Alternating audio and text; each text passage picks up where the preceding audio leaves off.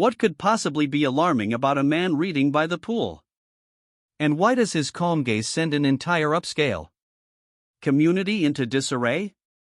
His name is Jackson Hale. Dressed in a plain white t-shirt and simple navy swim shorts with a copy of Leadership in Crisis in hand. He looks like any man enjoying a quiet afternoon. But something about him, his stillness, his silence makes people uncomfortable. A woman glances. A child stops mid-splash. A neighbor lowers his sunglasses to stare. No words, no conflict. Not yet. Just the growing discomfort of watching someone who, for some reason, doesn't seem to belong. Page 47. He never turns it. Not because he isn't reading, but because the chapter he's about to write hasn't happened yet, and what happens next will upend the entire community. Stay with this story, because in the next few moments, you'll witness how a quiet man in swim shorts exposed a community's loudest flaw. The sharp click of heels cuts through the stillness. Karen Williams appears like a gust of curated wind, hairsprayed expression-tight clipboard clutched like a courtroom sentence. She doesn't glance at the pool. Her eyes go straight to Jackson. Not to greet, not to ask, but to size him up. Her gaze scans his t-shirt, his swim shorts, his lack of logos. Not one sign of luxury, not 1 ounce of effort to fit in. To her, that says everything. She walks with the confidence of someone who's never been questioned and has no intention of starting now. Excuse me, she says, but it doesn't sound like a question. It sounds like a command. Behind her, trails Brad, the security guard, tall, stiff, uncomfortable. He's not sure what he's walking into, but he's already decided whose side he's on. Karen stops 3 feet from Jackson. She doesn't sit. She doesn't smile. Horror. Voice is coded in authority, but not the kind that's earned, the kind that's used like a weapon. This area is reserved for residents, she states flatly, and their registered guests.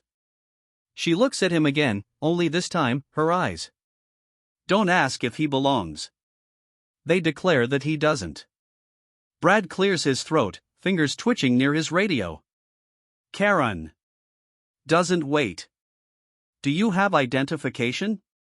Still no emotion, still no reason given. Just a simple, silent accusation. You don't belong here. The first crack forms, not in Jackson's calm, but in the illusion of civility. Jackson doesn't rise. He doesn't flinch. He simply looks up. His gaze meets Karen's calm, steady, almost tired. Not defensive, not rebellious, just deeply, quietly disappointed. It's the kind of look that doesn't argue. It just asks without asking. We're really doing this? Karen doesn't blink. This pool is for residents who've reserved time. That's our policy, she states, tapping her clipboard like it's a gavel. Brad lifts his radio. Control, this is Unit 7, he mutters, eyes flicking to Jackson's face, requesting confirmation on guest registry. Name unknown. The air tightens. Words are sparse, but meaning fills the silence. He hasn't done anything, but he's already guilty. Lawn. Chairs creak as heads turn. A mother hushes her children. The ripple has started. Jackson speaks for the first time. Not with anger, not with resistance, just a soft, even voice that cuts through the growing tension like a scalpel. Is there a specific issue? He asks with my presence here. Karen straightens. Brad doesn't answer. The question floats uncomfortable, inconvenient, undeniable. Still seated, still unreadable, Jackson has shifted the weight.